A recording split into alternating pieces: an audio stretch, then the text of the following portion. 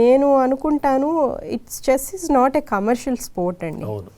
అంటే మనకి ఇప్పుడు ఒకళ్ళు గెలిస్తే ఒక కార్పొరేట్ వచ్చేసి వాళ్ళని సపోర్ట్ చేసే సిట్యుయేషన్ ఉండదు మనకి ఇండియాలో, ఫ్రాంక్లీ స్పీకింగ్. స్పోర్ట్ ఎవరికి అర్థం కాదు కాబట్టి the government only should has to take up. అంటే ఒక ప్రొఫెషన్గా కాకపోయినా ఈవెన్ ఇప్పుడు గుజరాత్లో మీరు చూసి ఉంటారు, చెస్ ఇన్ స్కూల్స్ పెట్టారు.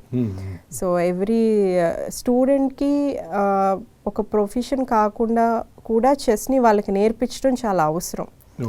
It helps in their daily life, ఎడ్యుకేషన్లో కూడా. ఎందుకంటే ఈ గేమ్ ఆడటం వల్ల వాళ్ళలో చాలా క్వాలిటీస్ ఇంప్రూవ్ అవుతాయి, మైండ్ బాగా షార్ప్ చాలా షార్ప్ అవుతుందండి. అంటే ఈవెన్ కొంతమంది ప్లేయర్స్ ఉన్నారు, వాళ్ళు పెద్ద స్కూల్కి వెళ్ళకుండా ఈ 10th ఇంటర్లోకి వచ్చాక లాస్ట్ 1 monthలో చదివేసి ఎగ్జామ్స్ రాసి 90% తెచ్చుకున్న ప్లేయర్స్ కూడా చాలామంది ఉన్నారు. సో బికాస్ ఈ గేమ్లో ఉన్న ఇదేంటంటే మనకి క్యాలిక్యులేషన్ వస్తుందండి గేమ్ ఆడటం వల్ల, టైం మేనేజ్మెంట్ వస్తుంది, and will know how to coordinate. It's coordination between the pieces అనమాట.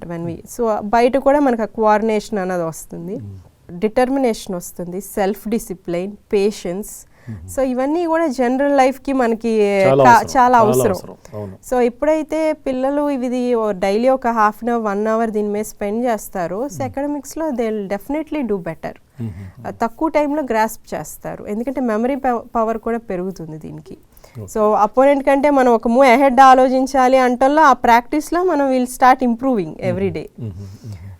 ఈవెన్ అట్లాంటిది మనం చెస్ ఇన్ స్కూల్స్ ఇంట్రడ్యూస్ చేసినా కూడా చాలా బెనిఫిట్ అవుతుంది.